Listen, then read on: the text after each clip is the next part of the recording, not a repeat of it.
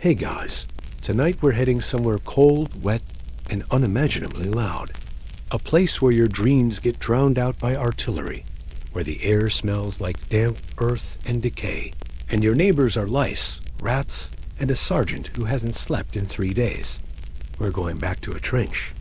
But not just any trench. This is the Western Front, 1916. You're in France, or maybe Belgium. It's hard to tell. The world around you is brown, gray, and black. The horizon's been flattened by shells. And there's a wire fence out there that whispers death. The mud comes up to your shins. And it's not just mud, it's a churning mix of water, blood, horse manure, and bits of things best not named. You've just woken up, if you ever really slept, and it's time for another day that looks exactly like the one before it. So tuck yourself in, wrap your blanket tight. Let the soft background hum of your modern room contrast the constant drips, thuds, and distant explosions echoing through the trench. Because tonight, you're not just learning about life in World War I, you're living it. And it starts with breakfast. If you're lucky, breakfast is a slice of bread so stale, it might count as a weapon, a tin mug of lukewarm tea, and maybe a lump of something gray that used to be meat. You eat it with your fingers, because your mess kit got buried last week when a shell collapsed part of the parapet. Everything smells faintly of fuel and trench funk. And somewhere up the line, machine guns are already waking up. But this morning routine is less about sustenance and more about pretending everything's still normal. Because in the trenches, pretending was sometimes the only thing keeping you sane. You crouch low to avoid being seen over the lip of the trench, chewing your ration mechanically. Your boots squelch every time you shift your weight. Somewhere nearby, someone's coughing deep, phlegmy, the kind of cough that comes from weeks of damp lungs and moldy air. The officer stomps by, shouting about the next fatigue duty rotation. You're either fixing barbed wire tonight or digging more drainage dishes again. Either way, it means less sleep. You look down at your breakfast and realize half of it's gone. A rat took it. You didn't even see it coming. Shells begin to whistle in the distance.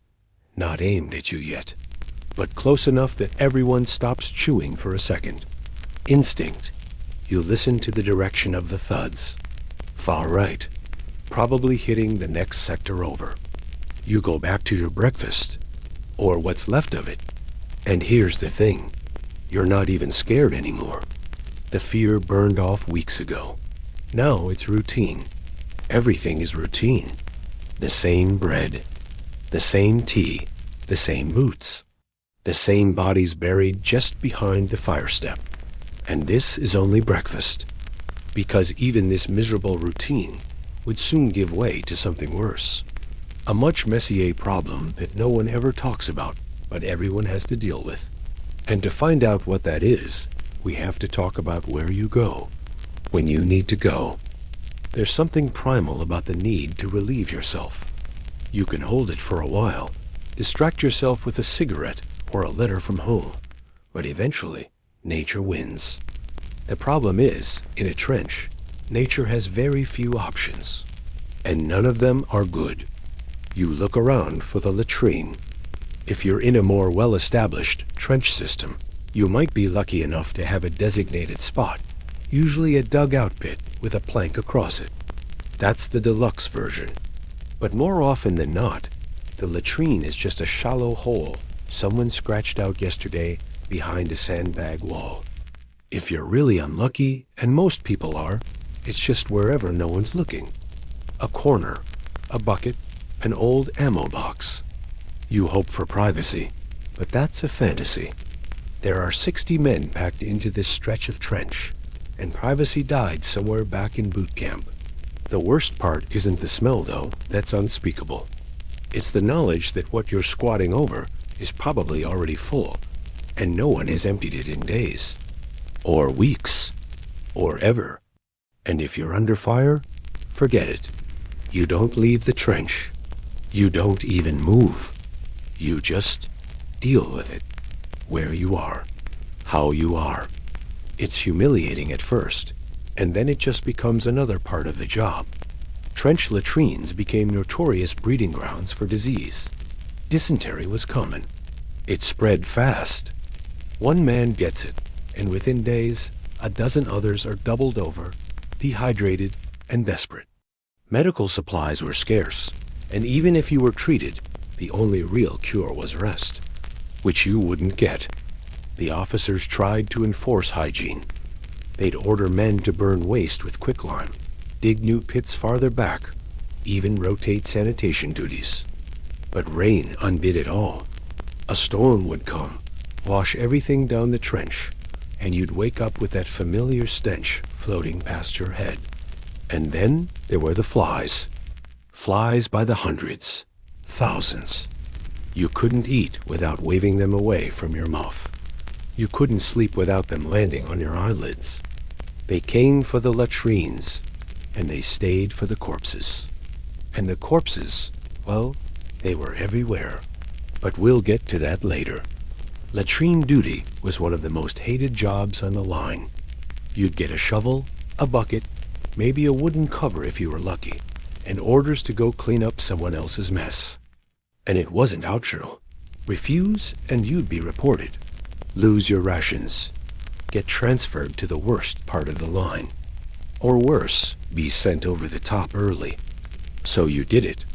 Eyes watering, face turned away, pretending this wasn't your life now. But even if you managed to dodge trench fever and dysentery, there was another enemy lurking beneath your very feet. A quiet destroyer that didn't care about your rank, your training, or your will to fight. And once it set in, there was no going back. Because next, we need to talk about trench foot.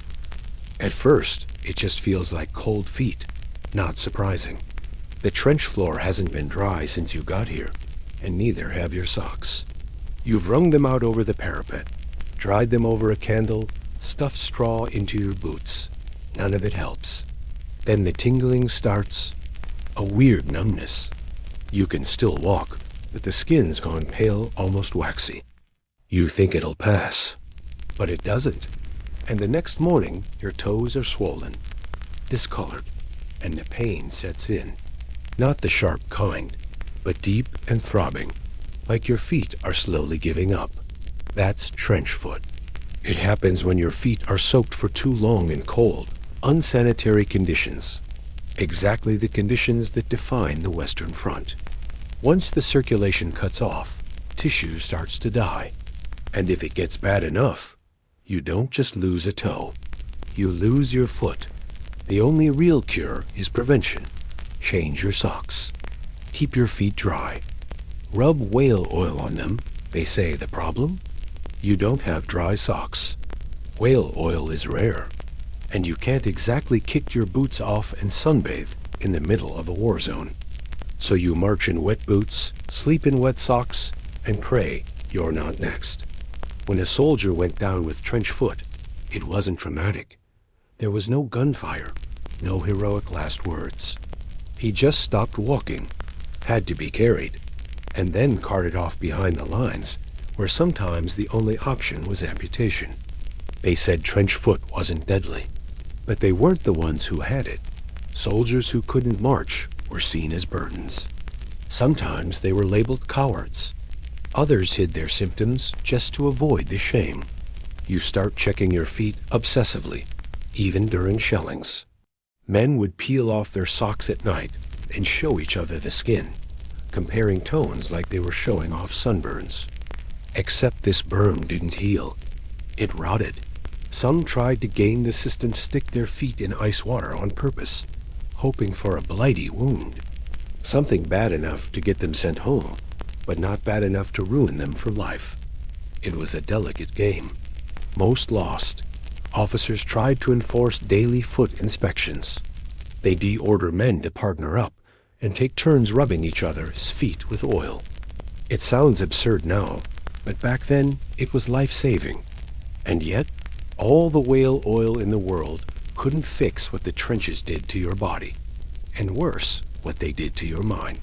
Because once you got used to trench foot and rats and filth, there was something else waiting for you. Something bigger, something furry, something hungry. Because next, we need to talk about the rats. You hear them before you see them. Scraping claws on timber, the wet slap of paws in mud, a faint shittering just beneath the floorboards, or sometimes right on your chest. The rats are always moving, always watching, and they're not shy. These aren't the kind of rats that scatter when you throw a boot. They don't care. Some of them are so big, they don't even flinch when you shout. They stare back, fat, gray, and slick with filth. Some grow to the size of small cats, feeding off garbage, corpses, and whatever crumbs a soldier might have left in his tunic pocket. You wake up in the middle of the night and feel it, the weight of one on your legs, or worse, on your face, knowing it your bread, sometimes knowing it you. They go for the eyes first. That's what they say. The corpses stacked behind the parapet, the ones too dangerous to bury during shelling, those are rat playgrounds. And when the rats are done with them, they come for the living. You try traps. You try poison. Nothing works for long. The rats are too many, too clever, too hungry. They breed in the dugouts, beneath the sandbags, even inside old helmets. A few men make a game out of it, who can kill the most rats in a day. But even the best never makes a dent. Some men keep a terrier or a ferret smuggled in from home. Rat-killing mascots. They do their job until they don't. Eventually, the rats win. You learn to live with them. Like you live with the lice. Like you live with the shellfire. You stop reacting when they dart past your boots. You just hope they don't get into your rations or your boots or your blanket. The sound of rats becomes background noise, like the distant thunder of artillery or the soft weeping of a man who just got a letter from home. And it's not just what they take. It's what they leave behind. Fleas, flea eggs, droppings, diseases. You start to itch. Constantly. All over. And it doesn't stop. Even after you've scratched your skin raw. You think it's just nerves. Just anxiety. But it's not. It's lice. Tiny, crawling, egg-laying lice that make their homes in the seams of your shirt, your trousers, your socks. And they're coming for you next. Because if the rats don't break you, the lice might. It starts as a tickle under your collar. You scratch it without thinking. Then another one at your waistband. You scratch that too.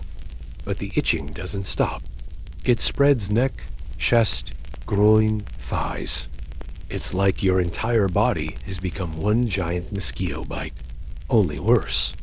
Because no matter how hard you scratch, it won't go away. That's lice. Every soldier in the trenches had them. Not some every. They lived in your seams, your stitching, your socks, and your skin folds.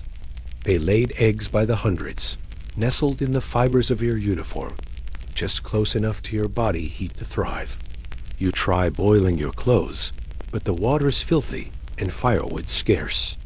You try burning the seams with a candle, watching the eggs pop with a little hiss. But the moment you put the clothes back on, they're back. You're back to itching. And if you itch too hard, you bleed. Then the wounds get infected. And infection, well, that's another conversation. Lice don't just annoy. They bring friends. The big one? Trench fever. It hits suddenly fever, dizziness, headaches, aching limbs so painful you can't move. It doesn't kill you, not usually, but it takes you out of the fight. And in war, that's enough. Doctors knew it came from lice, but stopping it? Not a chance. Not when there's one latrine per 100 men, and everyone's sleeping shoulder to shoulder in the same mud-crusted uniforms for weeks at a time. And they never go away. Even in rest areas miles behind the front, soldiers kept scratching. Some had permanent scars, not from battle, but from scratching themselves raw in their sleep. There were lice contests. You'd line your shirt cuffs with matches and wait. First one to pop out loses. It was a joke. but also not. Gallows humor was one of the only weapons you had left. Because when your skin's crawling, your stomach's empty, and you've slept 3 hours in the past 4 days. Sometimes a stupid joke is the only thing keeping your grip on reality. But there was one daily ritual that almost everyone looked forward to. A brief moment of warmth in a world of cold mud and crawling skin. And that was the rum ration. Every morning, just before dawn, a quiet ritual made its way down the line. No shouting, no fanfare. Just the soft clink of tin cups and the telltale slosh of something stronger than tea. It was rum, a small metal flask's worth, sometimes less. But in the trenches, it was liquid gold. You'd line up with the others, boots sinking into the muck, breath visible in the morning chill. The rum ration came from a battered steel container, ladled out with military precision by the sergeant. Just a few sips, barely enough to feel a buzz, but enough to chase away the edge of the cold, the nerves, the gnawing ache behind your eyes. It was less about getting drunk, and more about reminding your body it was still yours, still human. Some drank theirs in one go, eyes shut, savoring every drop. Others held on to it just for a while, like it was a secret warmth they could carry through the day. Rum was regulation issued to British soldiers as a morale booster, and it worked, at least for a moment. But it was more than comfort. It was a routine, a marker of time, something familiar in a world where everything else had unraveled. When you took that sip, you knew you'd survived another night, and now it was time to survive another day. Sometimes they gave you extra before a big push, before going over the top, just enough to settle the hands, quiet the shaking, make it possible to move when everything in you screamed not to. It had side effects, of course. Men drank too much when they could get it. Some hoarded theirs. Others traded it for cigarettes, food, dry socks, anything. There were fights, theft, even black market trades with the French or Belgians. Rum became currency. A bond, a bargaining chip, a problem. Officers weren't supposed to drink on duty, but that didn't stop them.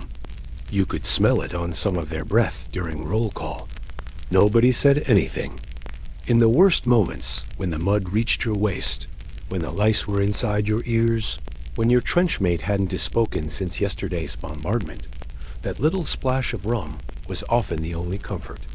But here's the thing. After the warmth faded and the numbness passed, you were still here. Still surrounded by wire and rot and waiting. Always waiting. For what, you didn't know. The next order, the next shell, the next thing that might end it all. And it was in that waiting where the real madness crept in. Because the trenches weren't all terror and violence. Most of it was silence. Long, dragging, maddening stretches of it. Next, we need to talk about the brutal boredom. You'd think the worst part of trench life would be the bullets, or the gas, or the lice. And they're bad, no question. But the part that really eats at you? The waiting. Hours stretch into days, days into weeks, and still nothing happens. No orders. No attacks. Just silence, mud, and the low, constant hum of dread. You sit in your dugout, knees pulled to your chest, listening to the plop of water dripping from the ceiling, the occasional rustle of rats behind the sandbags, or the distant cough of a man who hasn't spoken since last week's bombardment. Sometimes a shell will drop nearby just enough to rattle your teeth and remind you that yes, this is still a war. But then it's back to the stillness. It's like the front is breathing inhale during a quiet dawn, exhale when a flare goes up and no one moves a muscle. Over and over, you start to invent things to do.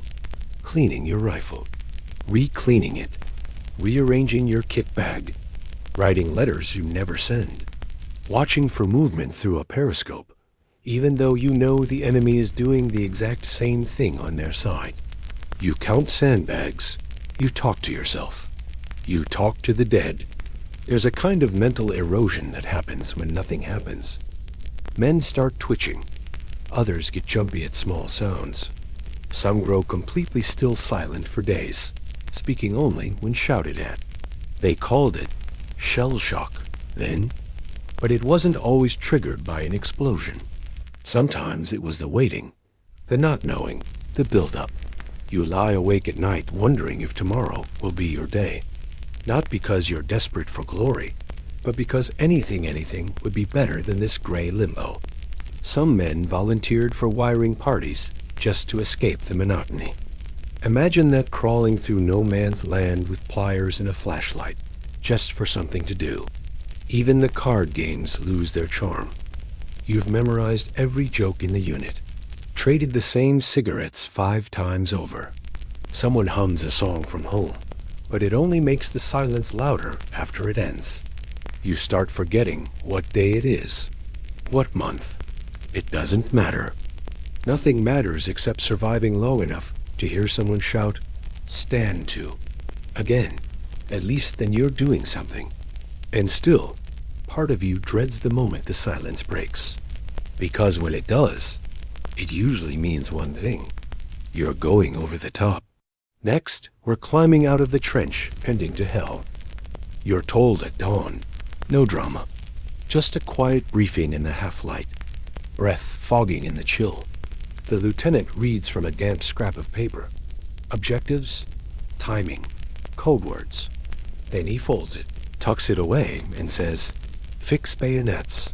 That's when it hits you. You're going over the top. Your stomach drops. Hands go cold. You try to hide it, everyone does, but no one's fooling anyone. The silence now is heavier, thicker. It's not boredom anymore. It's anticipation and terror. You check your gear. Bayonet locked in place. Helmet strap secure. Small mirror from home tucked in your breast pocket. The man beside you kisses his crucifix. Another quietly vomits into the trench mud. No one mocks him. At exactly 0600, the artillery starts. A creeping barrage, they call it. Shells screaming overhead, pounding the enemy line 100 yards ahead. You're supposed to advance just behind it close enough to take the enemy by surprise. But not so close, you get caught in your own fire. It's chaos disguised as choreography. The sergeant blows his whistle, and you climb. Your boots slip on the muddy ladder. Your pack nearly topples you, but you make it to the top and haul yourself over. And now you're in it. No man's land.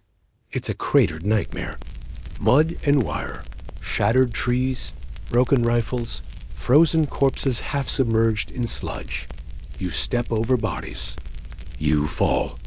You scramble back up, only to fall again. Someone screams behind you. Another goes down ahead. You keep moving. Not because you're brave, but because stopping means death. Bullets slice through the air like wasps. Machine gun fire rattles from a hidden nest. You drop behind a mound, gasping, heart jackhammering in your chest. The guy next to you isn't moving. His leg's gone. You don't look twice. There's no cover, only holes. Shell holes, waterlogged and reeking. You dive into one, crawling through muck and bits of uniform that used to be someone. You wait. You breathe. You wipe the mud from your eyes and crawl again. Sometimes you make it to the enemy trench. You leap in bayonet ready, and it's a blur of screaming, stabbing, scrambling over men you don't even see as people. Just shapes in your way. Other times the assault fails. You get halfway, then the order comes fall back. So you turn around, under fire, knowing every step back is another chance to get hit in the spine. And then you're back. You collapse into your trench, chest heaving, eyes glazed. Half your section didn't return. No one talks. No one asks questions. You just sit in the mud, staring at your boots, as the adrenaline drains and the cold comes rushing back. You made it. This time. But it's not over. Because tomorrow, or next week, or next month, someone else will blow another whistle. And it'll be you again. Assuming the trench itself doesn't take you first. Because there's one more enemy still waiting. Its stench never leaves. It creeps into your hair, your clothes, your dreams. Next, we need to talk about the smell. You get used to the sights, the mud, the blood, the twisted wire. Even the corpses eventually fade into the background. But the smell? You never get used to the smell. It's always there. A thick, clinging presence. Not one single stench, but a layered cocktail of every terrible thing you can imagine. Start with sweat days, weeks of unwashed bodies packed shoulder to shoulder. Add the sharp tang of human waste, from the overflowing latrine or just wherever someone couldn't wait. Then there's the sour bite of rot, food, clothes, boots, people. And beneath it all, the sweet, gag-inducing undercurrent of death. Not poetic death. Not clean, cinematic death. Real death. Death that's been soaking in the earth for weeks. Swollen limbs poking from collapsed dugouts. Half-buried faces frozen in open-mouthed silence. Hands still gripping rifles. Bone peeking through fingertips. You breathe through your mouth, but it doesn't help. The stink rides the back of your throat. It gets in your teeth, in your hair, on your tongue. Some men smear mint paste under their noses. Others smoke constantly cigarettes, pipes, anything to dull it. But it never really fades. The dead can't always be buried. The front is too active, too dangerous, so they stay, propped up against the trench wall, used to reinforce it even. Some trenches were literally held together by the dead, sandbags and corpses, side by side. You lean against one, and its shoulder gives way. Rain makes it worse. The water lifts the rot and carries it. The entire trench becomes a stew. When you eat, it's there. When you sleep, it's there. When you dream, it's there. And it messes with your head, makes you numb. You stop flinching when you see a body. You stop wondering who it was. You stop caring. Sometimes the worst thing isn't that it smells so bad. It's that it stops smelling bad at all. Your brain adjusts, begins to accept it. And when you get leave and head behind the lines, even just a few miles, you re-hit by something strange.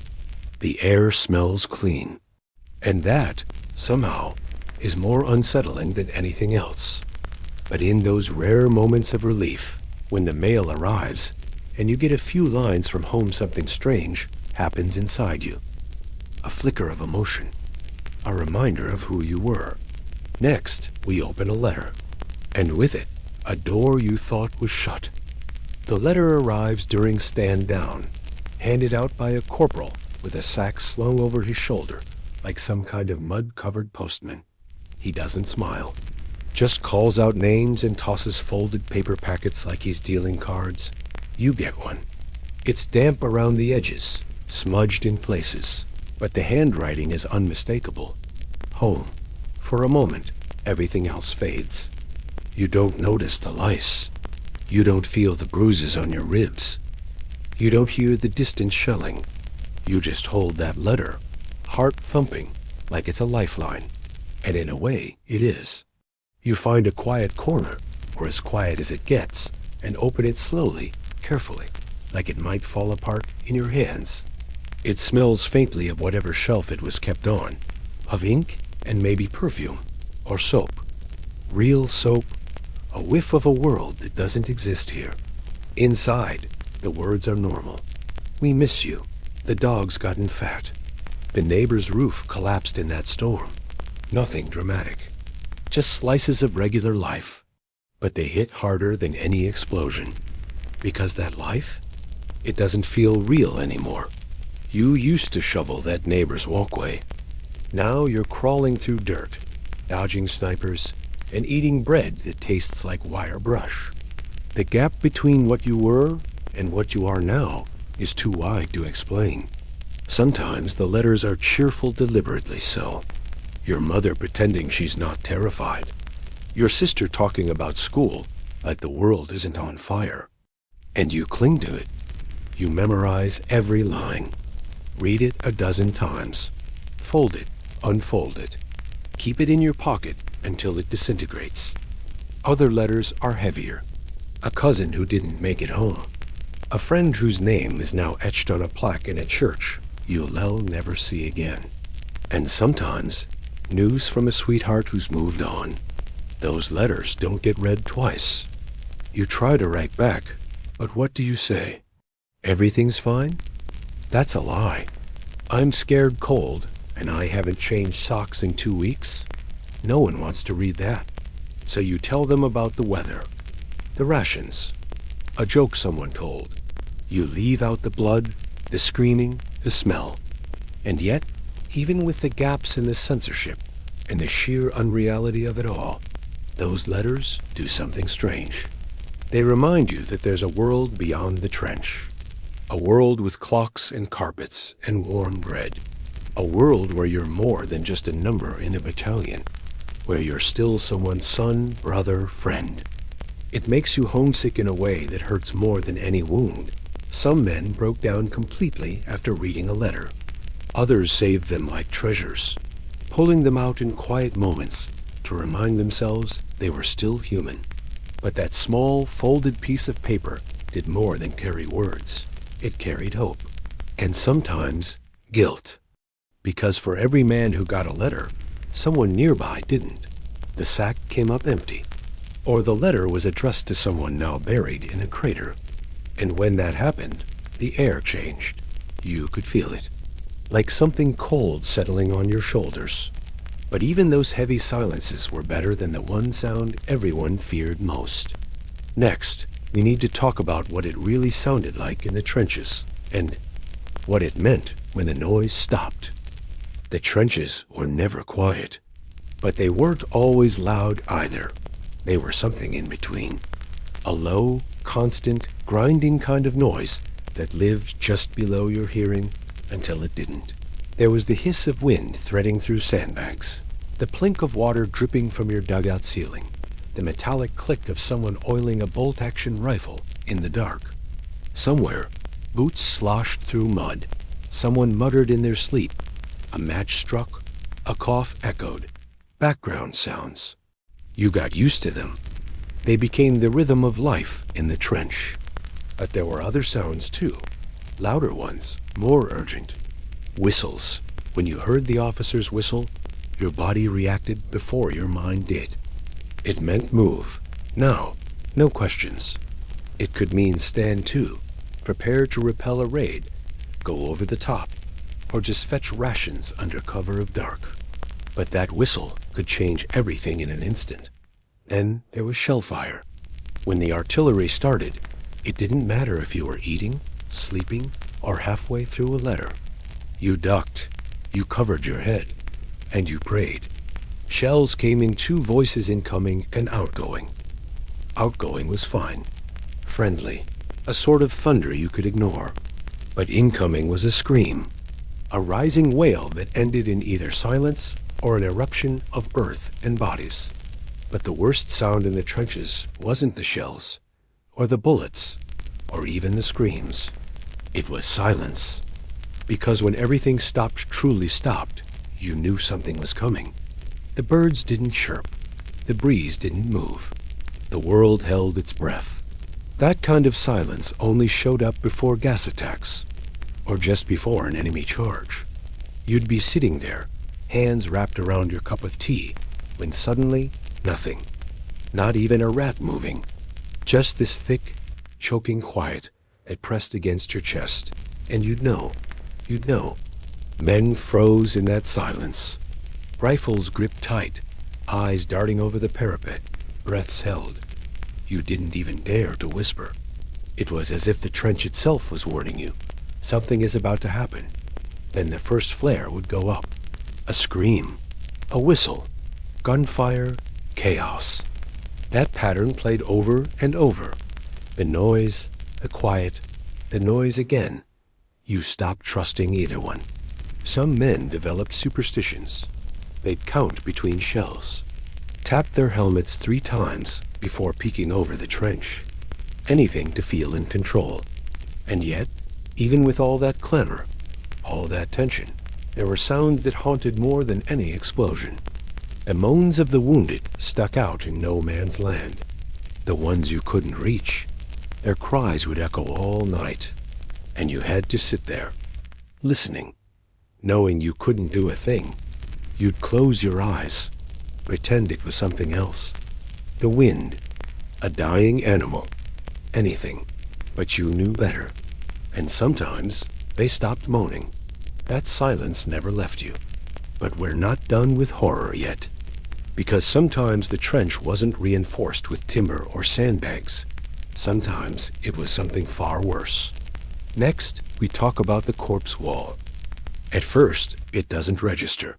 You're told to reinforce the trench wall with anything solid mud, wood, sacks, whatever you can find. You grab what looks like a bundle of old uniform, half buried in the sludge.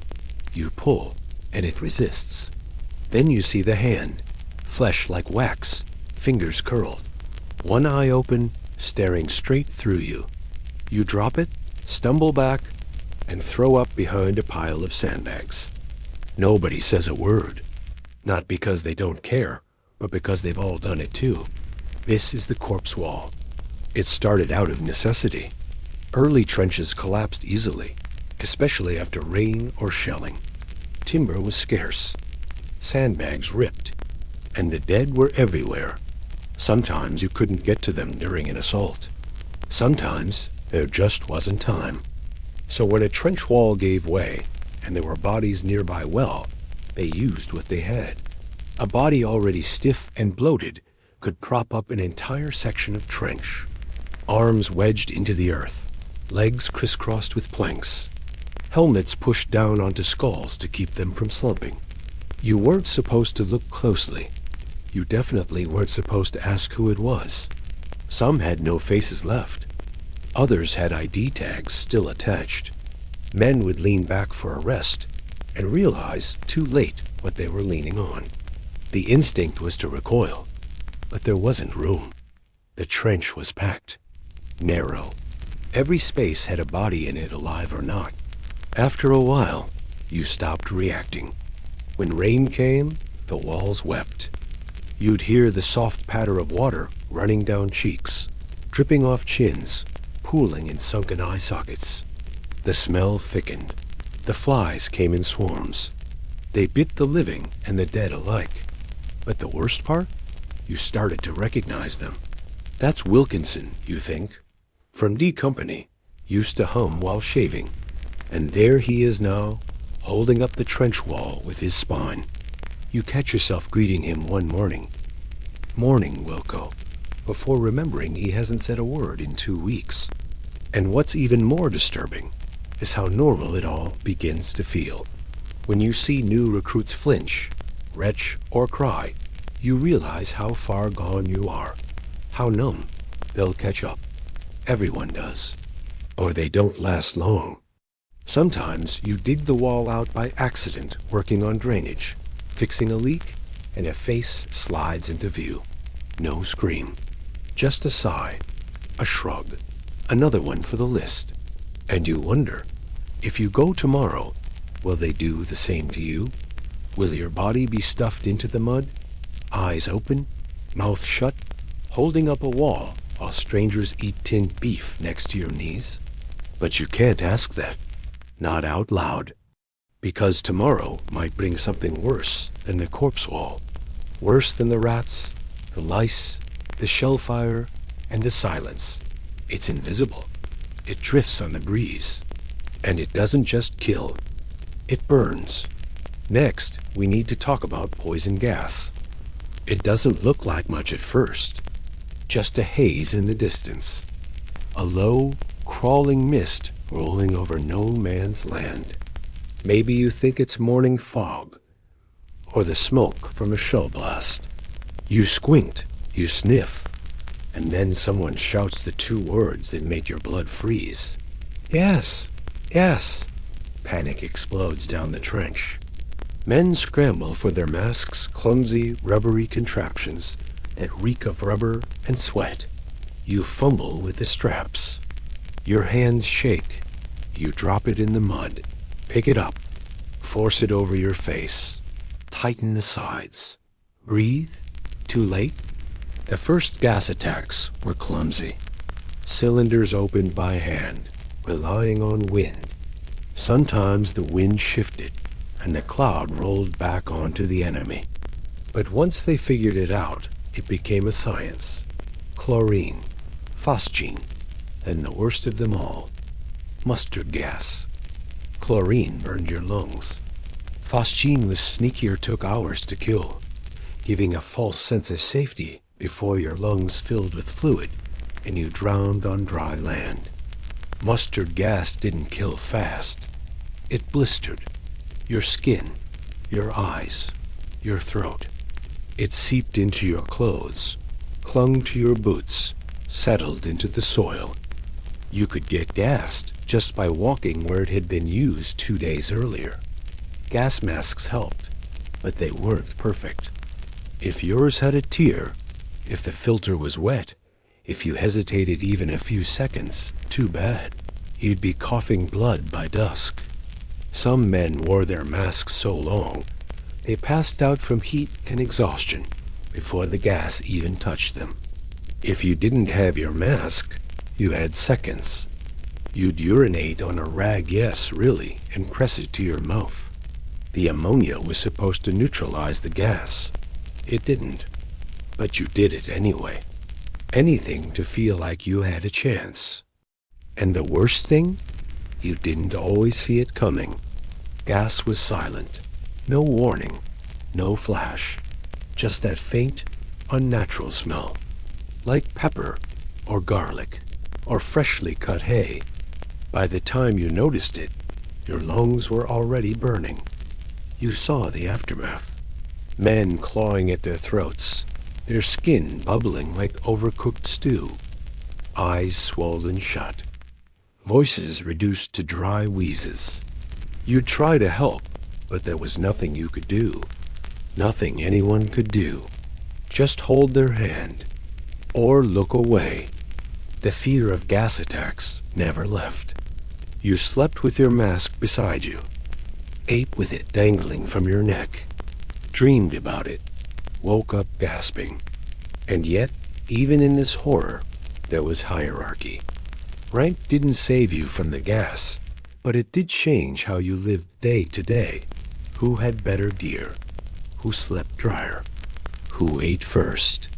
And to see how power worked in a trench, you had to look at who gave orders and who dug the latrines.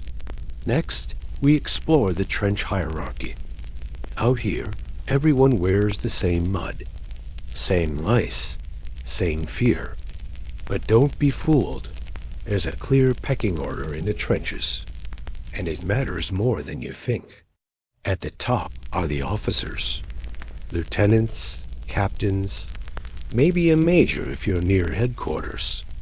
They've got whistles, sidearms, and slightly less stained uniforms. Most of them come from middle or upper-class backgrounds. Some have mustaches so well groomed, it's hard to believe they're in the same war. But they are, just not always in the same way. Officers usually have their own dugouts. Dry, reinforced with wood, and sometimes even furnished with little luxuries. A folding chair, a gramophone, a photograph in a silver frame. Their rations are a touch better. They eat tinned meat too, but with biscuits that aren't moldy and tea, it's hot more often than not. And they drink real drink. Whiskey, brandy, port. Hidden under cots, passed around quietly when morale runs low. Then come the NCO's non-commissioned officers, sergeants, corporals. They live closer to the men, but carry the weight of the officers' orders. Their dugouts are less fancy. Their food is the same, but they shout more, and their boots are usually the cleanest pair in sight. And then there's you, the enlisted man, private, rifleman, the bottom of the ladder. You do the digging, the wiring, the latrine duty. You stand guard at 3 a.m. in freezing rain while someone higher up scribbles on a clipboard. Still, rank doesn't always mean competence. Some lieutenants are kids barely out of school, armed with maps and theory, but no clue how to keep men alive. Others earn respect by leading charges, crawling through mud with the rest of you, sharing smokes and socks and silence. Those are the ones you'd follow anywhere. Discipline is strict. Disobey an order, and you might lose a day's rations. Get caught sleeping on guard duty? That could mean a court-martial, desertion. Let us just say there is a reason some men are buried behind the trench instead of in it. But rank also means survival. When supplies are short, officers eat first. When socks are limited, officers get the driest pair. When medical care is stretched thin, higher-ups get priority. That's the unspoken rule. You learn it fast. Still, everyone bleeds the same. A shell doesn't care if you have stripes on your sleeve or a whistle around your neck.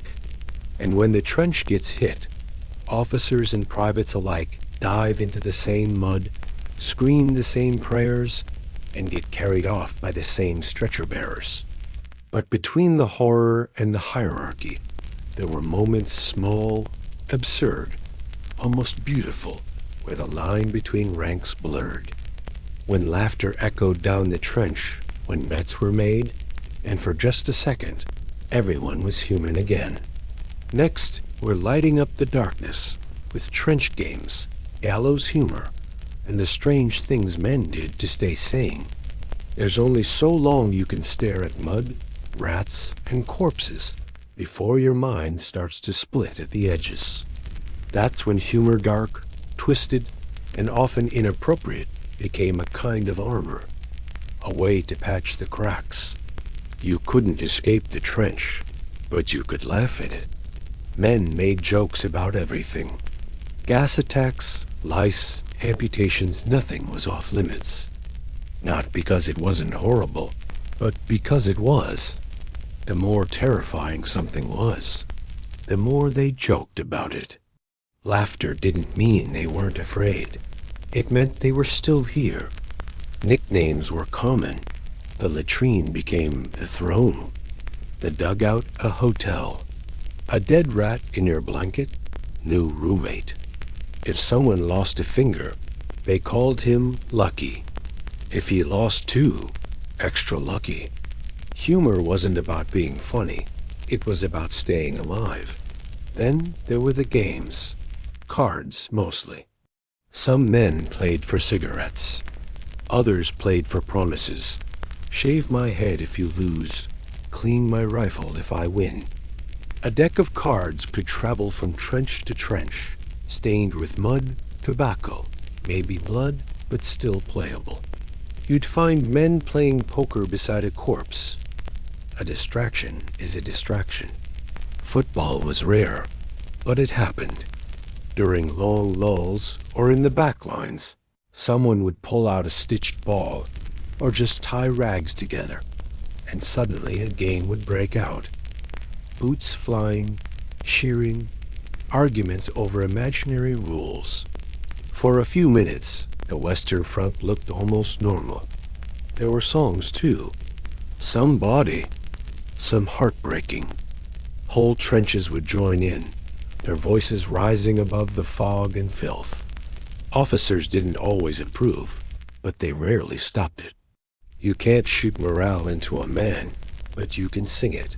Trench newspapers were a thing. Handwritten or typed if someone had a working machine. Satirical, often obscene, full of jokes only soldiers could understand. Titles like the Wipers Times poked fun at officers, bad rations, and the absurdity of everything. If you weren't laughing, you were crying. Or worse, going quiet. And then there was gambling. Everything was fair game.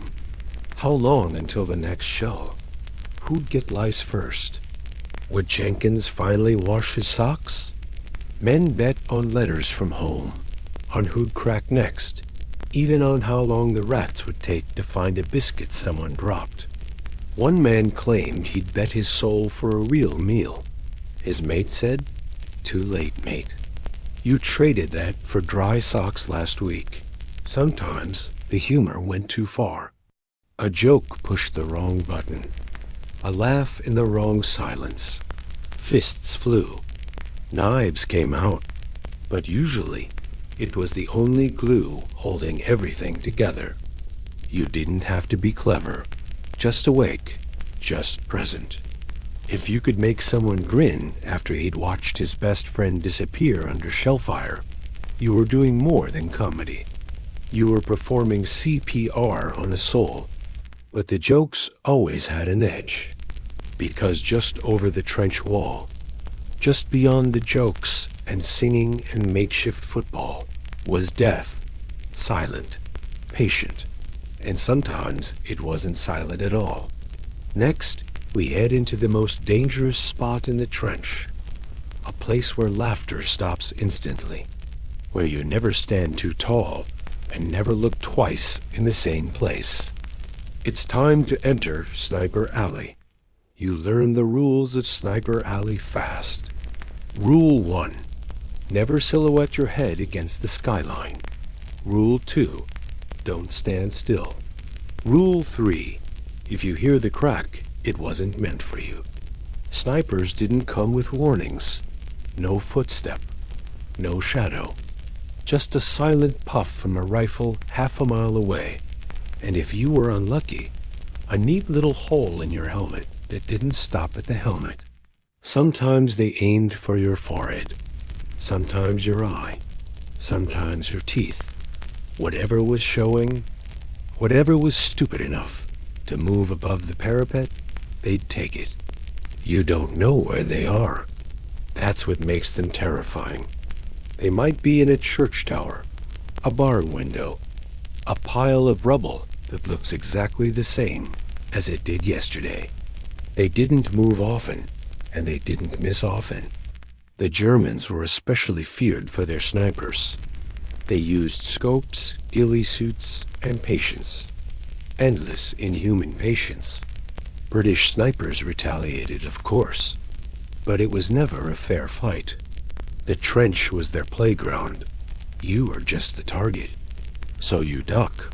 Always. Even when it feels stupid. Even when you're just stretching your legs. You keep your head down when moving through communication trenches. You talk while crouched. You don't wave. You don't point. You certainly don't light a cigarette above ground after dark. Men forgot. They always forgot. A little too confident. A little too tired. They'd prop themselves up for a better look, or peek through a gap in the sandbags. One blink later, they were gone. Sometimes with a sharp pop. Sometimes just a slump and a slowly spreading stain. You could always tell when a sniper got someone. The trench went quiet for a beat. Everyone frozen. And someone swore. Then the stretcher bearers. You start moving differently. Shorter strides. Shoulders hunched. Helmet tilted down. You think like a rat. Quick, low, hidden. Some men held mirrors on sticks over the trench wall, hoping to catch a glimpse of enemy movement. Others tied periscopes to rifles and used them like eyes on a stick. Even those got shot at. Sniper Alley wasn't a place. It was everywhere. 1 second, you're joking with your mate. The next, he's on the floor, and you're covered in what used to be inside him. One soldier got hit while relieving himself in an open trench. The bullet went through his tin helmet, then the mess tin behind it. His friends said the sniper deserved a medal for marksmanship. They still buried him. Some men broke under the pressure, refused to move in daylight, curled up in dugouts and whispered to themselves. Officers had to drag them out. Others became obsessed watching for hours, scanning the same stretch of no man's land, convinced they could outwait a ghost. But even here, Even in this killing corridor, the dark humor returned. One man drew a smiley face on a shovel and raised it above the parapet. Crack. Bullet through the forehead. He lowered it, smirked, and said, "He's in a good mood today." The rest laughed, because if you didn't laugh, you'd freeze. And Sniper Alley never stopped. But once in a while, something even stranger happened. The rifles would fall silent. No shells, no screams. And instead of gunfire, you'd hear something impossible. Singing. Next, we cross into the most surreal moment of the war, the Christmas truce. It begins with the song. Low, distant, and unmistakably German. Still Nacht. Silent night. You freeze. Not because of fear, but confusion. It's December 24th, 1914. You're knee-deep in frozen mud. Your socks haven't been dry in weeks. And suddenly, across the killing field, someone is singing. At first, no one moves. Your trench mates glance at each other. A few smirk. Others grip their rifles tighter, uncertain whether this is some twisted trick. But the singing continues. Clearer now. More voices joining in. Harmonies drifting across no man's land like fog. Then someone on your side starts to hum along. Another joins with English lyrics. And before long, dozens of men, British, French, German, are singing the same tune in different languages, beneath the same pale winter stars. No shots are fired. By morning, men on both sides begin to climb out of their trenches. Tentatively, hands raised, no weapons. A German soldier waves a handkerchief. A British private responds with a nervous nod. Then, impossibly, they meet in the middle. This is the Christmas truce. There's no official order, no command from high above. Just tired, frozen men deciding, just for a day, not to kill each other. They trade cigarettes, tins of beef, buttons, chocolate, even hats. One side hands over a barrel of beer. The other passes a cake with Merry Christmas scrawled across it in charcoal. A soccer ball appears. Or maybe it's just a bundle of rags. No one cares. Teams are picked. Goals marked with helmets. A proper match breaks out in the middle of a battlefield. British soldiers claim they won 3-0.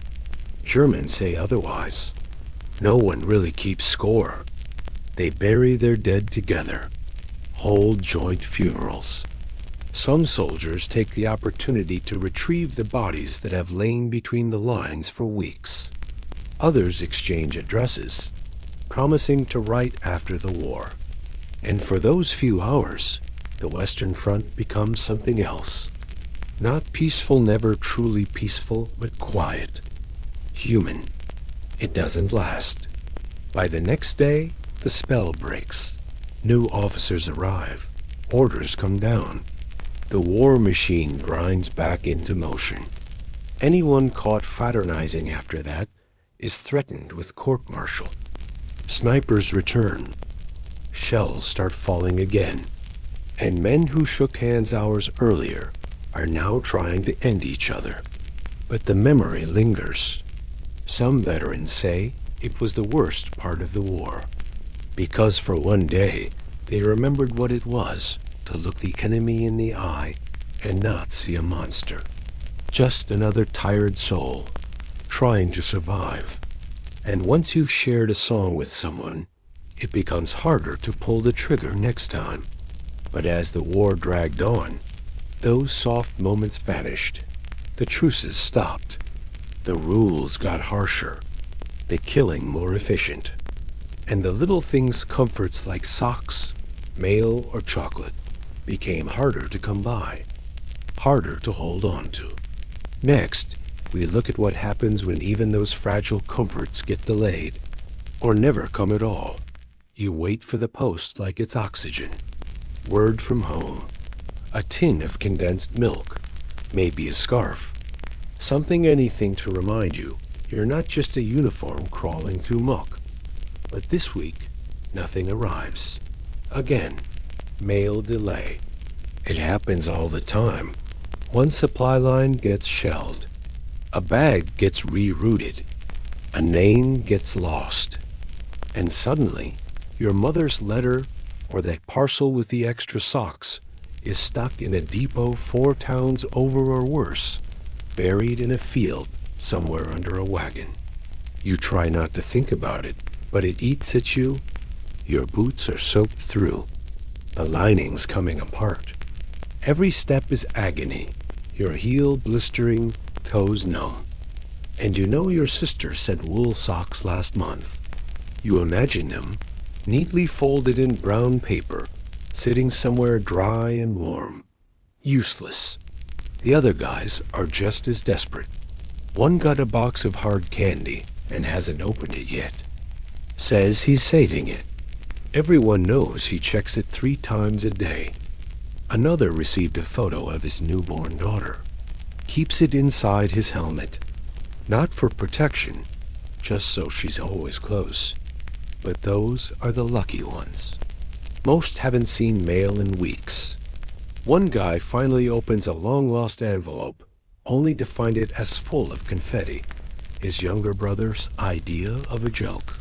He reads the letter anyway, twice, then folds it up and tucks it in his breast pocket, like it's scripture. When things do arrive, it's a spectacle. Everyone gathers. You hear names called out and feel your heart skip every time a syllable might be yours. Some men cheer when they hear their name. Others walk off in silence with trembling hands. Some rip the letter open on the spot. Others sit alone and read it slow.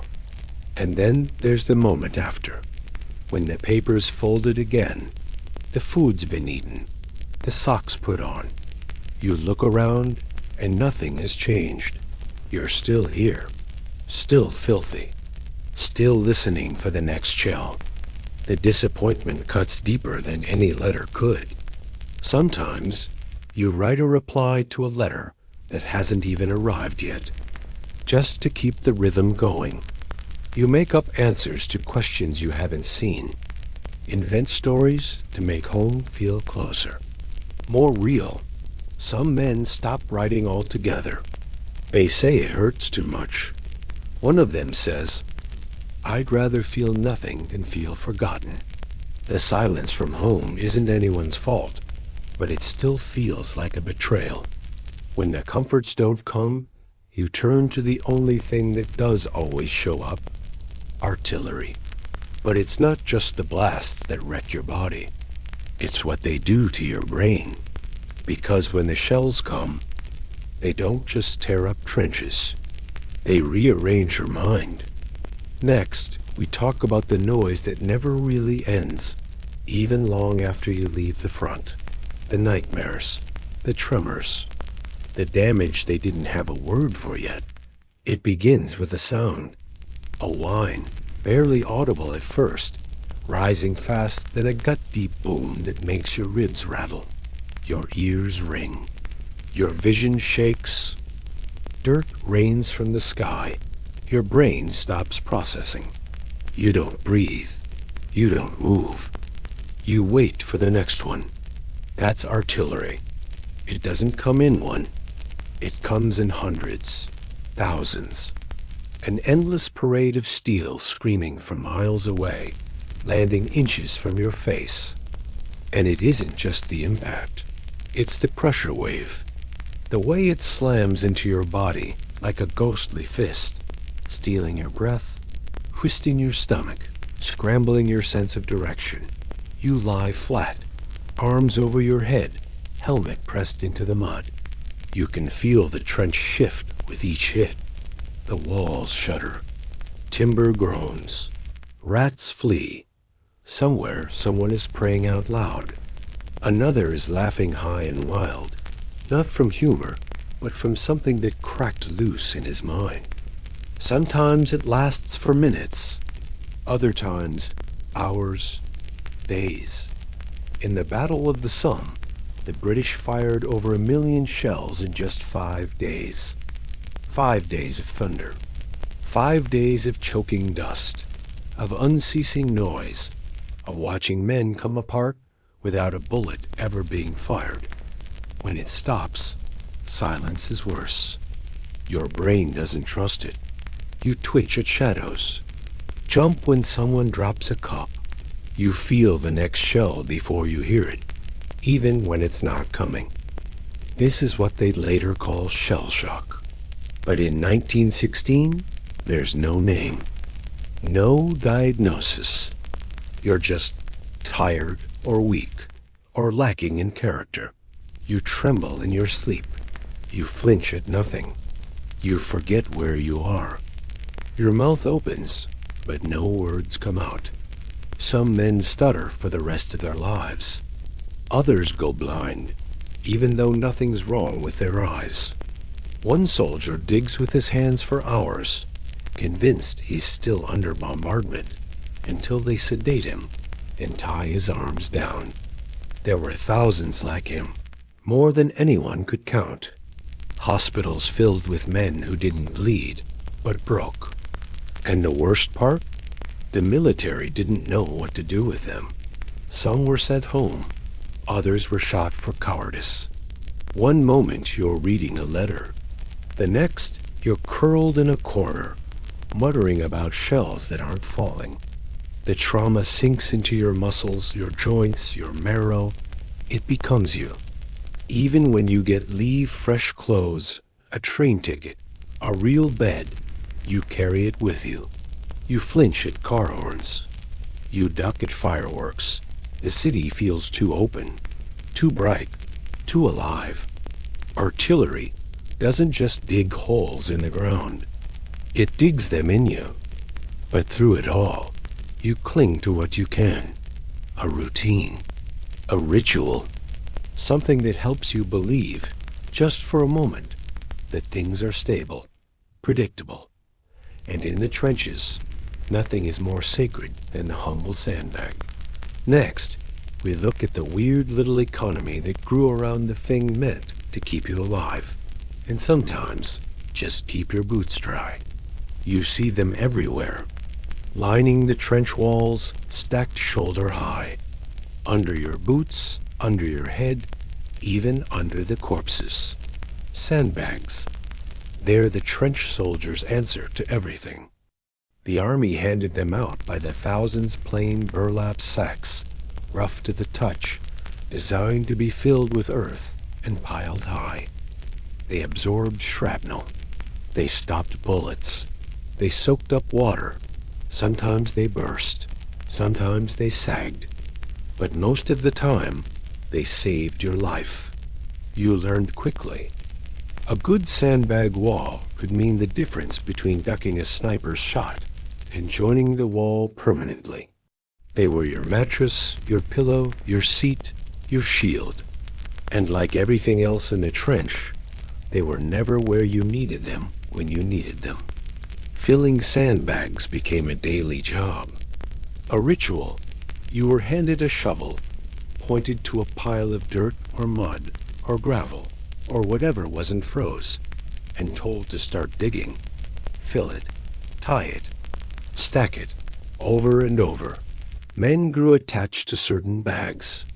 They named them, decorated them, used them to mark dugout doors or reinforce their favorite corner. One soldier drew a mustache and monocle on his and called it the Colonel. It sat beside him every night during stand-to. The bags were supposed to be replaced regularly. They weren't. Rain ruined them. Rats chewed through them. They rotted in the mud. But no matter how foul, how flimsy, they still felt like protection. The sandbag also became currency. Got an extra one?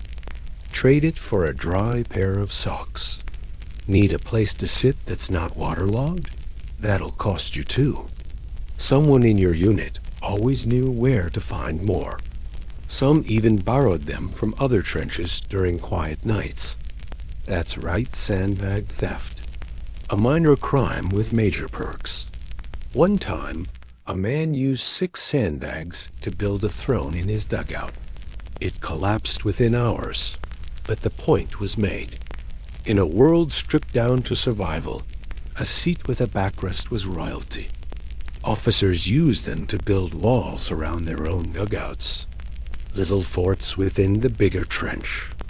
They stacked them with obsessive precision.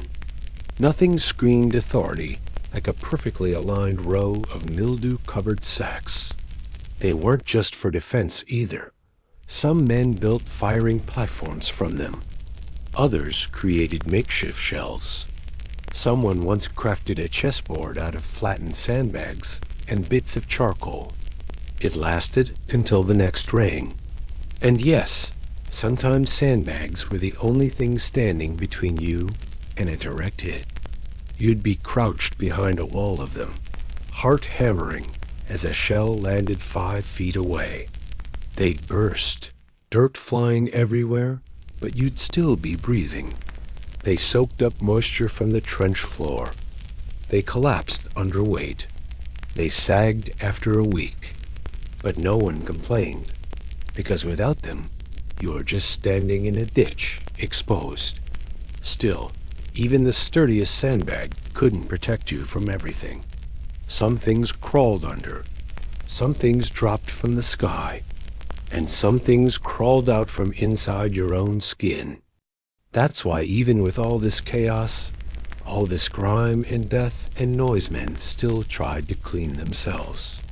They tried to shave, to wash, to hold on to some shred of dignity, because next, we look at what it meant to stay clean in the filthiest place on earth.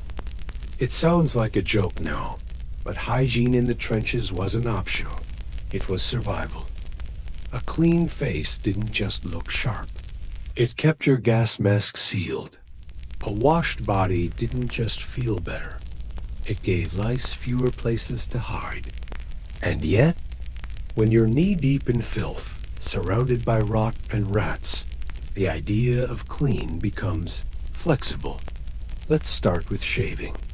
You're issued a straight razor and a tiny mirror. Most mornings, if the shelling holds off and you're not on fatigue duty, you lather up with cold water from a rusted tin and scrape your face like it owes you money. You nick yourself, of course. Everyone does. The razor's blunt, and your hands won't stop shaking. But it's not about vanity.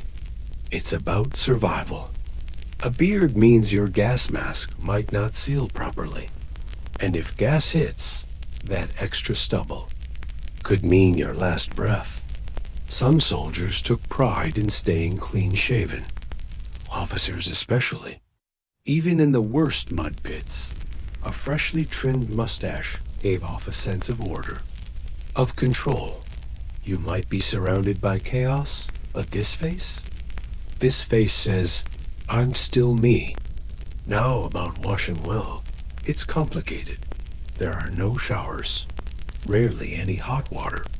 You make do with what you've got. Sometimes that's a bucket. Sometimes it's a helmet. If you're really lucky, you get a turn at the water cart, assuming it hasn't been shelled. Most of the time, though, you wash with a rag and a prayer. You strip off your uniform slowly, because every layer clings to your skin like a second hide and scrub. Not just to get clean, but to inspect yourself. For lice, for trench foot, for sores you didn't notice yesterday. Every spot you miss could become infected. Every scratch might rot. So you wash what you can, when you can, and pretend it helps. Then there's the laundry problem. You only have one uniform, maybe 2. Socks. If you're lucky, you've got 3 pairs. 1 wet, 1 drying, and 1 just slightly less damp than the others. You rotate like it's a sacred ritual. Men trade socks like cigarettes. They sew holes with bootlace or wire. They line their helmets with cloth to catch lice eggs. As for drying, Forget it. Nothing dries in the trench. Not really. You hang your shirt on a wire near a fire, and it steams but never truly dries. You put it back on still warm, still damp, and call it a luxury. Then there's dental care, or rather, the lack of it. You might chew on a stick, swish some water, or scrub with a finger. Toothpaste is a fantasy, and if you get a toothache, you either deal with it or hope the medic has pliers. And guts. Despite all this, there's a strange pride in trench hygiene. Soldiers took photos of themselves in clean uniforms during rest. Days, their hair combed, faces smooth. Not for the sake of beauty, but to prove they were still human. Still capable of something resembling normal. And for all the filth, there's something noble in that. The quiet dignity of a man who polishes. His boots in a dugout while shells fall in the distance. Who cleans his rifle with one hand and his armpit with the other. Who trims his nails with a pocket knife because it's better than letting them grow black with grime.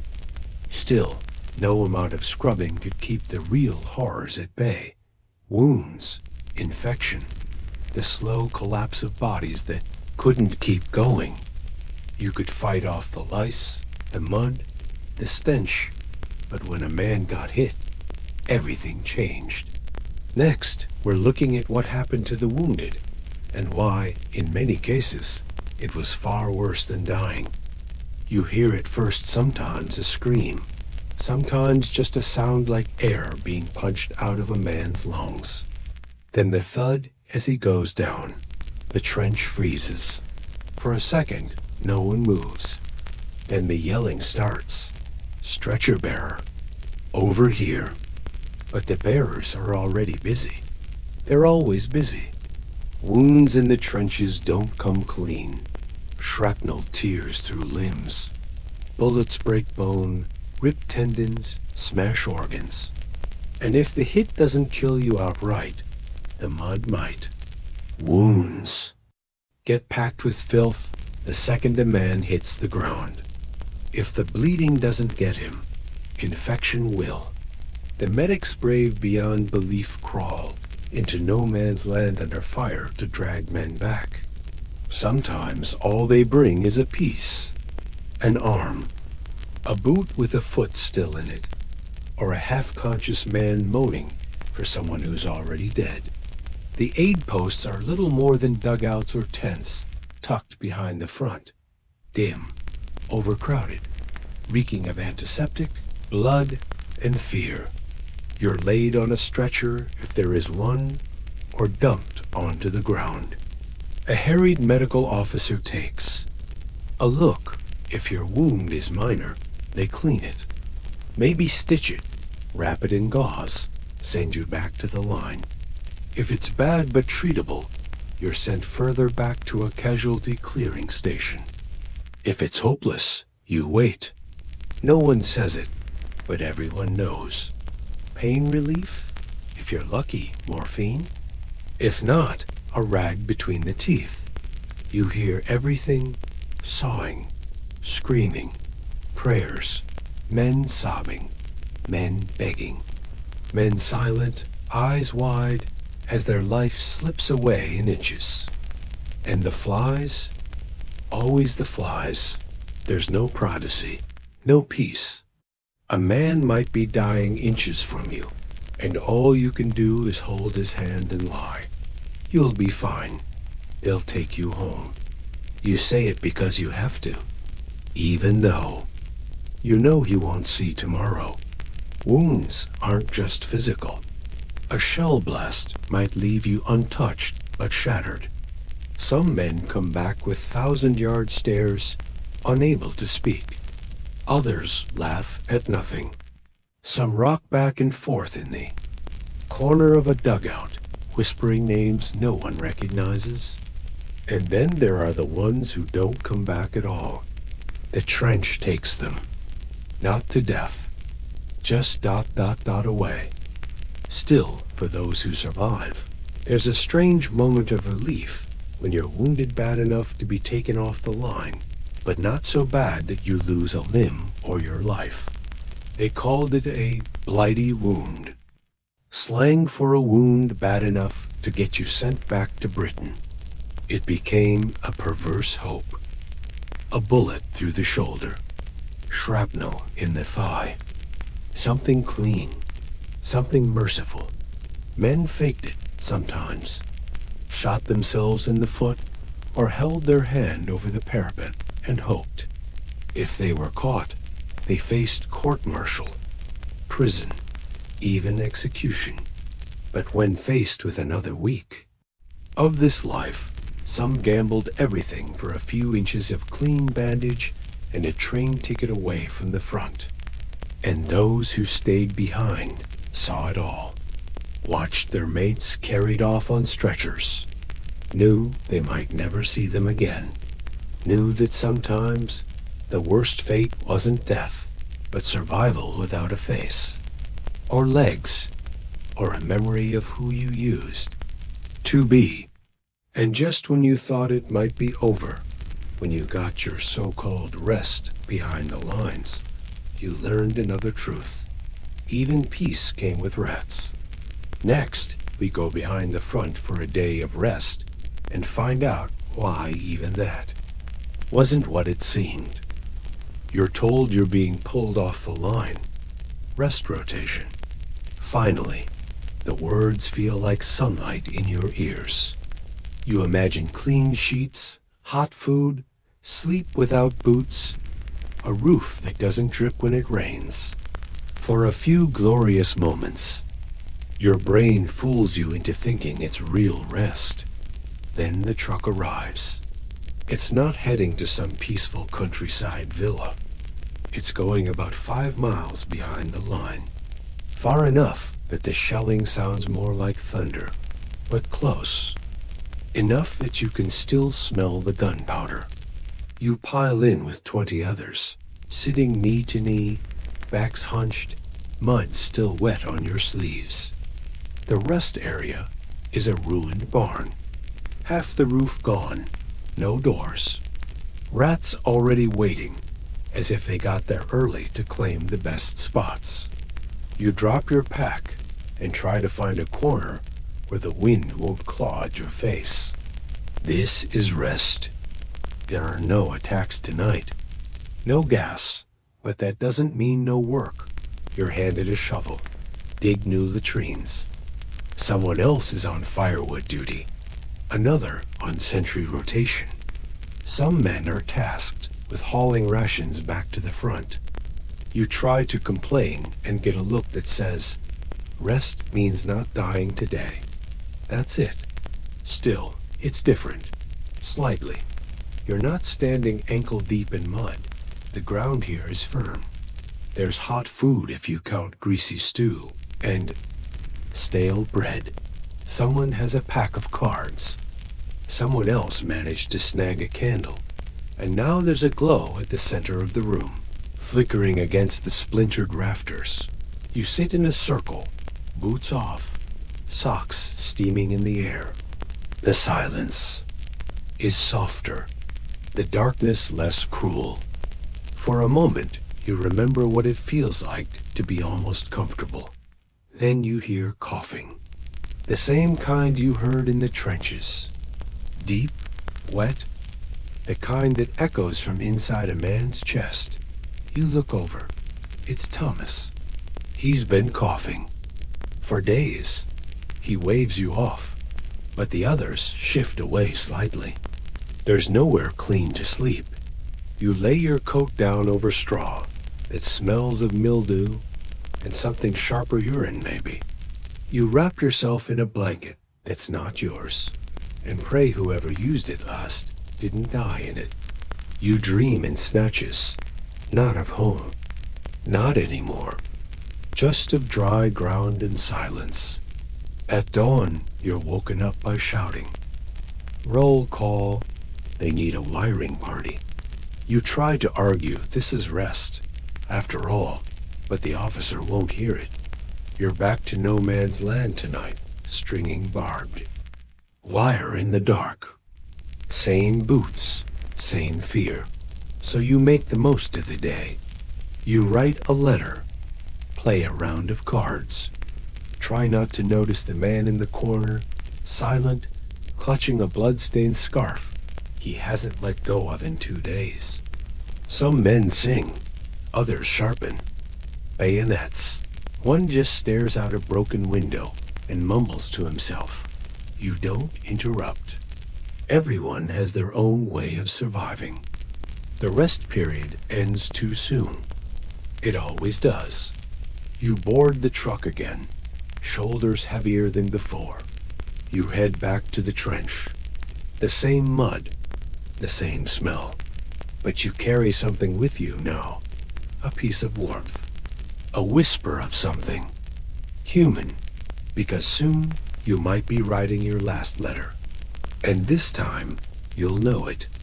Next, we open the final envelope and look at what men wrote when they were certain they wouldn't come back. You don't plan to write a last letter. No one does. But some mornings, you wake up and feel it like the air's heavier, the trench quieter, your breath shorter. You can't explain it, but you know. Deep in your bones, you know. Today might be the day. So you reach for paper. It's damp, already smudged from the inside of your pack. You smooth it out on your knee. Pull the stub of a pencil from your shirt pocket. You pause. Who do you write to? Most choose family. A mother. A wife. Someone who still sees you as more than a soldier. Some write to children they haven't met. Others to fathers they barely remember. A few write to no one at all. Just thoughts poured out onto paper, folded, sealed, tucked into a pocket to be found later. The words are simple, honest, no poetry here. Just lines like, if you're reading this, I didn't make it. Tell them I wasn't scared. Bury me somewhere quiet if you can. Some apologize for not writing more, for being a burden, for not coming home. Others give instructions, who gets their watch, their medals, their boots. A few don't bother being brave. They say it plain. I'm terrified. I don't want to die in this mud. Tell my brother to stay home. And sometimes, it's not what they write. It's what they leave out. No complaints, no bitterness. Just the smallest flickers of love wrapped in silence. You fold it, seal it, mark it with a name. Then tuck it close under your shirt, inside your helmet, wherever someone might find it. The last letter isn't for you. It's for after. For when your body is pulled from the trench wall. For when someone recognizes your handwriting and reads it with trembling hands. For when home is a place you can't reach anymore. Sometimes, the last letter is the only part of you that does make it home. The army collects them, delivers them. Often days, weeks, even months after the fact. They arrive in envelopes marked with stains, folded corners. A silence between each line that screams louder than any shell. The recipients read them in kitchens, in fields, at doorsteps. They sit down hard, they cry, or don't. Some read them. Once, others, every day for years. A few never open them at all. For those still in the trenches, hearing a mate say, I wrote mine last night, changes things. It's like watching someone build their own gravestone. You want to argue. You want to say, don't talk like that. But you don't. Because you wrote yours too. Some men burned theirs. Couldn't stand the idea of their last words being read by the wrong person. Others wrote 3-1 for mother, 1 for father, 1 for whoever survived longer. Every letter was a rebellion, a final act of control in a world that offered none. But even with the last letter tucked close to your heart, even with your boots tight and your rifle clean, you still weren't ready. Because there was one final thing you could never prepare for. The thing that swallowed everything. Next, we look at the single most inescapable force on the Western Front. The one that buried men, erased names, and made the entire world feel like it was sinking. The mud. It's everywhere. Beneath your boots, in your socks, behind your teeth. The mud isn't just mud, it's alive. Thick, black, and greedy. It doesn't dry. It doesn't move. It waits. Step in the wrong place, and it swallows you to the knees. A little further, you're stuck, waist deep, screaming for help while the muck pulls harder, slow and merciless, like a thing with hands. If no one hears you in time, you don't come out. Not whole. Maybe not at all. Men drowned in it. That's not a figure of speech. They disappeared, boots, rifles, screens, and all. Gone. Just a helmet left behind, maybe a glove. The ground keeps what it wants. Trenches flooded constantly. Poor drainage. Constant rain. Shell craters became lakes overnight. Dugouts collapsed under the weight of wet earth. You bailed water with your helmet, scooped mud off your bunk with bare hands. It came through the walls. It fell from the ceiling. It lived under your fingernails and in your lungs. You dreamt about it, woke up with the taste of dirt in your mouth. The mud found its way into every crevice, every wound. It got in between. Letters. It smeared the names on grave markers. It erased the lines between living and dead. Nothing escaped it. Not even the gear. Rifles jammed. Boots peeled apart. Belts turned soft and snapped. You tried to wipe it off, but there was always more. Someone once joked the mud was Germany's secret weapon. Everyone laughed, then went back to scraping sludge off their tin of beans. The worst was when it was quiet. You'd be walking behind the line, ground looking firm, and squelch sucked down in a single step. You yell. Your mates grab your arms, haul you out, and you're lucky if your boots come with you. Often they don't. Dead men were buried by accident. Shells exploded, blew the trench apart, and the mud did the rest. No body, no name. Just a few buttons, maybe a mess tin, and an empty space on the roll call. Some places became known for it. Suicide Corner, the Goo, the Pit. Words passed from unit to unit, like old curses. You learned them fast. Learned how to walk like a ghost, light-footed and slow. One wrong stomp could cost you a leg or more. The mud didn't care about rank. Officers sank just like privates. It laughed at sandbags, soaked through uniforms, made your pack 3 times heavier. Your socks never dried. Your feet pruned until they cracked. The mud got into those cracks and stayed. And yet you got used to it.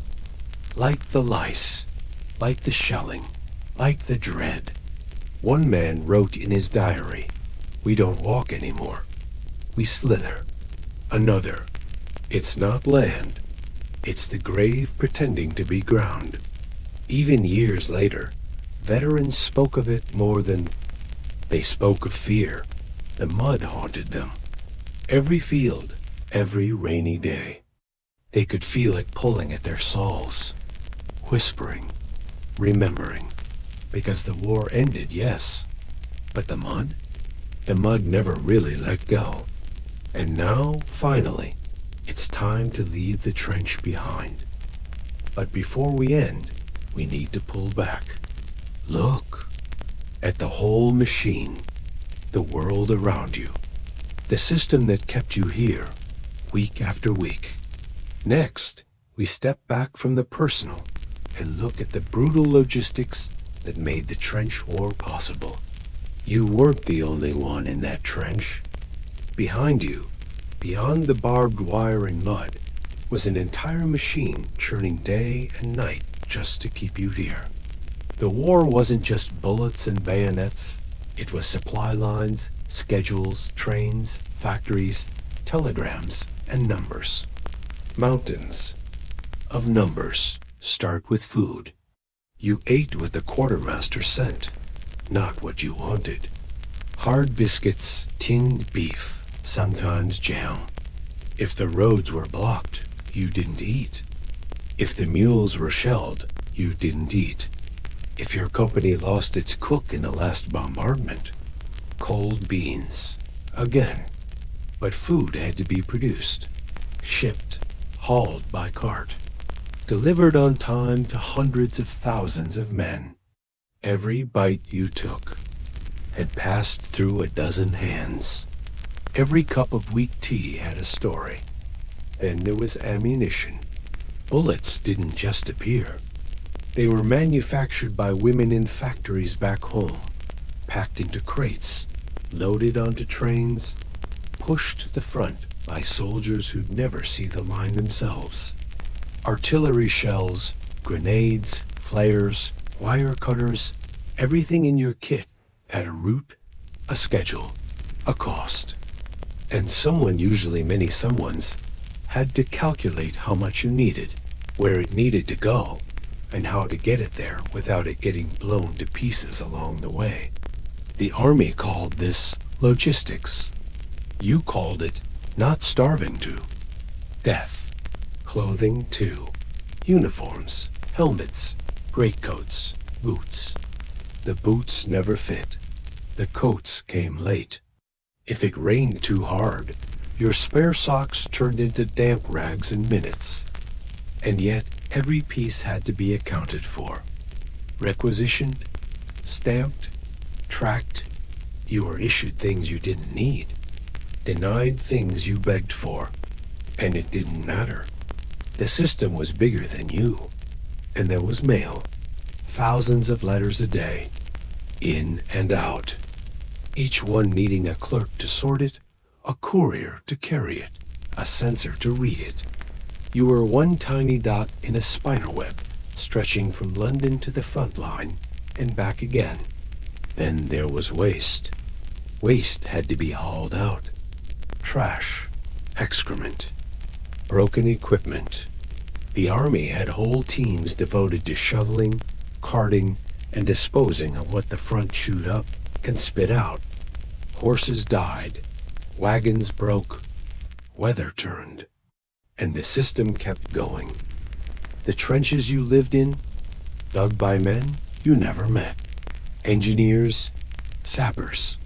They worked under fire, carved out mazes of wood and wire, and kept you from drowning, or at least tried. They built bridges, cut roads, wired communication lines.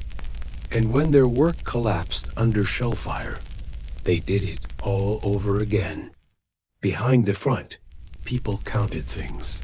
Pencils, helmets, men. You were a number. P3891. Private. First. Battalion. When you died, your tag was logged. Your body, if found, recorded. Your next of kin notified. Your gear reassigned. Even your death was part of the machine. And still, it broke down. All the time. You'd go weeks without socks, run out of bullets, lose a stretcher in the mud, and still somehow the war rolled on. That's the part no one talks about. The brutal, grinding system behind the glory. It wasn't heroism that kept the trenches going. It was paperwork, and mules, and tired hands doing the same job, over and over, because the alternative was collapse. You fought, yes, but 1,000 invisible people made sure you could. And after all of that, after all the dirt and blood and numbers, their noise, there came a moment. A sudden, impossible moment, when the guns stopped and silence came for real. Next, we reach the end of the war and see what it felt like when the trench finally fell quiet. It didn't happen with a bang, not with a final charge or a heroic last stand. It ended with a clock. November 11th, 1918, at exactly 11 a.m., the guns stopped. One moment thunder, the next stillness. You looked around, not sure it was real. No orders came, no whistles. Just the sound of wind blowing over mud that had never known silence. Somewhere in the distance, a bird chirped. Men peeked over the parapet and didn't get shot. Some laughed, some cried. Others just sat down and stared at nothing, unable to process it. After 4 years of endless noise, the silence was deafening. The armistice had been signed at 5 a.m., but the fighting continued until the last minute. In the final hours, thousands still died, orders being orders. A shell landed 30 seconds before the ceasefire and killed an entire squad. But at 11:01, the war was officially over. You didn't cheer. Not really. It wasn't that kind of moment. Too many empty boots. Too many names gone from the roster. Too many friends now just smudged letters in someone's pocket. You tried to feel something, but your body had forgotten how. Some soldiers shook hands across no man's land. Others walked out and sat down in the open just to feel sunlight without a helmet. You saw men dig into the mud with their hands, burying dog tags. Others stood by the wall and smoked in silence. The orders came next. Pack up, pull out, prepare to return. But return to what? The war didn't end neatly. Not for you. The mud was still there. The bodies still lay half buried. The rats didn't vanish. The trench didn't suddenly turn into a road. It just stopped being used. You left the trench with your pack, your rifle, and what was left of your soul. You didn't look back. Or maybe you did.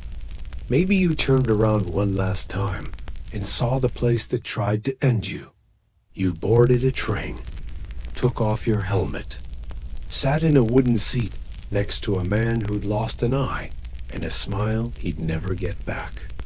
Home was weeks away, but in your head, it was already further than that. You stepped into a world that didn't understand what you'd seen, what you'd done, what you'd become. People asked questions you couldn't answer. They said things like, "You're lucky to be alive," and you nodded, even though it didn't feel true. You tried to sleep, but every time you closed your eyes, the trench came back. The whistles, the shells, the way the mud pulled at your legs like it wanted you back. And the hardest part? Knowing that millions would never leave. That the trench was the last place they stood, and that silence was the last thing they heard. But for those who survived, the trench didn't end with the armistice. It lingered, in your dreams, in your bones, and in the places no one could see. Next, we follow you home and find out what life was really like after the war was won. You step off the train and onto the platform. The crowd is cheering. Someone's waving a flag, and there's a brass band playing something that's supposed to sound triumphant. But it all feels ... far away. You're back, technically, but Something didn't come with you. Your boots are polished, your uniform pressed, your hair trimmed. None of it feels like yours. People pat your back, shake your hand, call you hero. You force a smile. Say thanks. Nod. Inside, you're still in the trench. You walk the streets of your hometown, and they feel too clean, too wide, too alive. Cars honk. Children shout. Laughter echoes. It's all too loud and not loud enough. The world moves on as if the mud never existed. Family welcomes you with tears and roast dinners. They ask questions. What was it like? But only want short answers. You lie a little. Say it was tough. Say it's good to be home. You don't talk about the rats, or the corpse wall, or the man who held your hand and asked for his mother as he bled out beside you. You look in the mirror and don't recognize the face staring back. There's something in your eyes that wasn't there before, something that didn't leave with the mud and maybe never will. Work is harder than it used to be. You can't sit still. You flinch at sudden sounds. You sleep in short bursts, boots still on. When you close your eyes, you're back in the trench. A flare goes up. A whistle blows. A friend disappears. Some men drink. Others vanish. Some try to go back to school, back to farming, back to being sons, husbands, fathers. But part of them stayed behind, buried, not in graves, but in the gaps between normal moments. A shadow in the corner of the room. You write to your trenchmates, the ones who made it. Short letters, nothing deep. Just you home yet? Or remember Jenkins and the rat stew? You hope they write back. Most do. Some don't. The medals come in the mail. You put them in a drawer. The uniform goes in the attic. The nightmares don't. And the world, for all its parades and speeches, moves on. New wars start. Old ones are forgotten. Trenches collapse. Maps change. But you remember. Not out of duty. Out of survival. Because forgetting means losing the only proof that it all happened.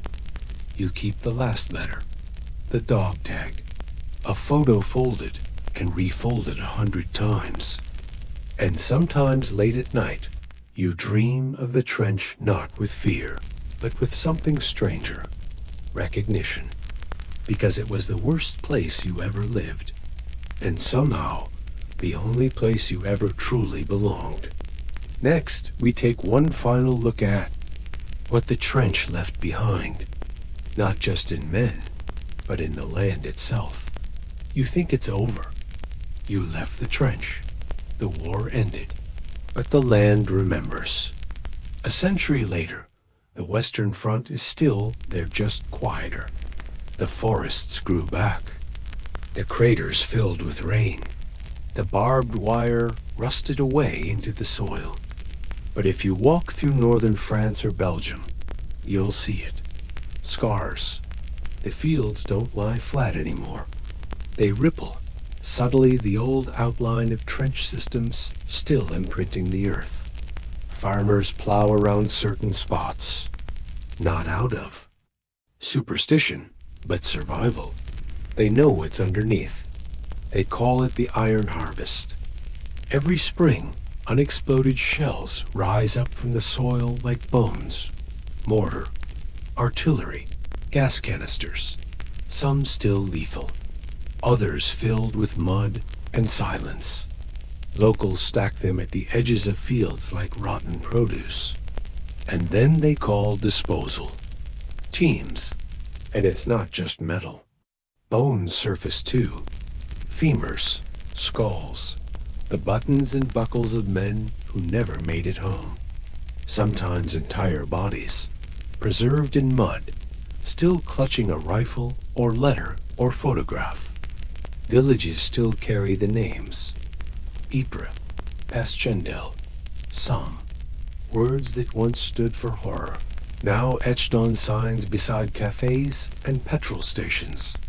But underneath the tourism and plaques, there's something quieter. An ache, some trenches, were left as memorials, preserved in concrete. You can walk through them now, without ducking, without boots, without fear. But the air is still heavy, the silence unnatural. The forests around Verdun are still off limits in places, poisoned by chemicals, still littered with barbed wire and twisted metal.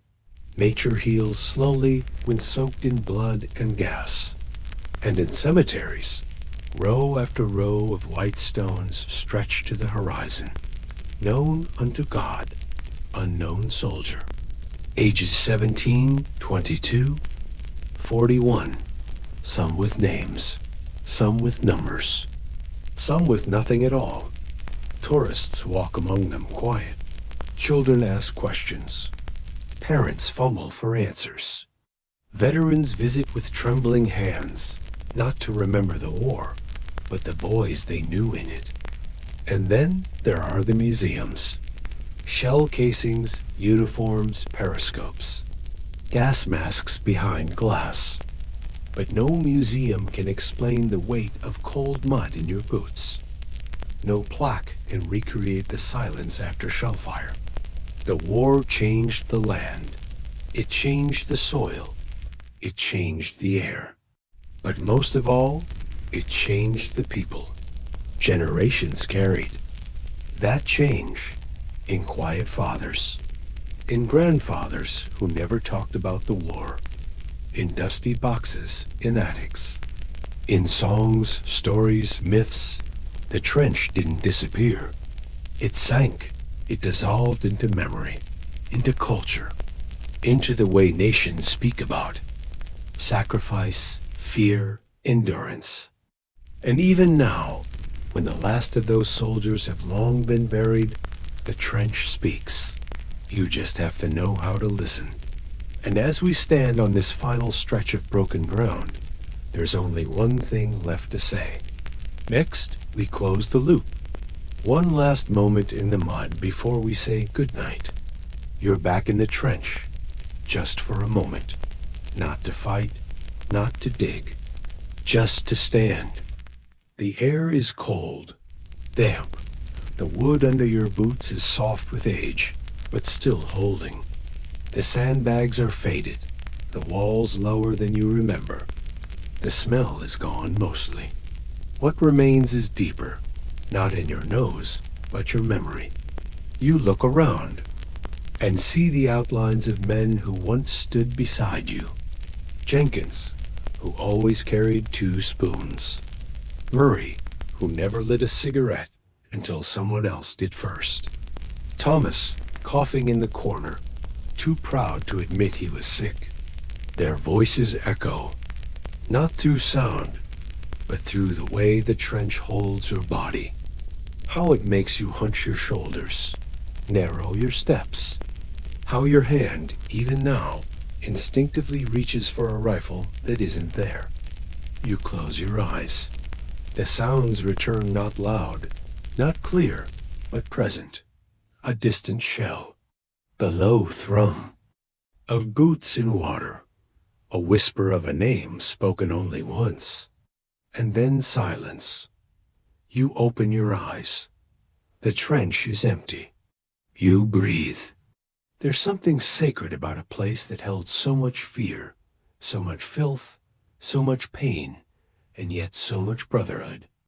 The trench was misery, but it was also the only place where someone truly understood what it meant to keep going when everything said stop. It wasn't a battlefield. It was a world.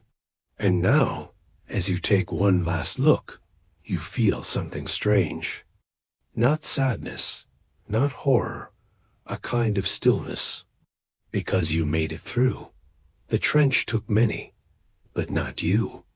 You walked it wore it, survived it, and now you leave it, one foot after the other, the same way you walked it every day, slow, careful, but forward. And as you go, you carry it with you, not as a burden, but as a memory,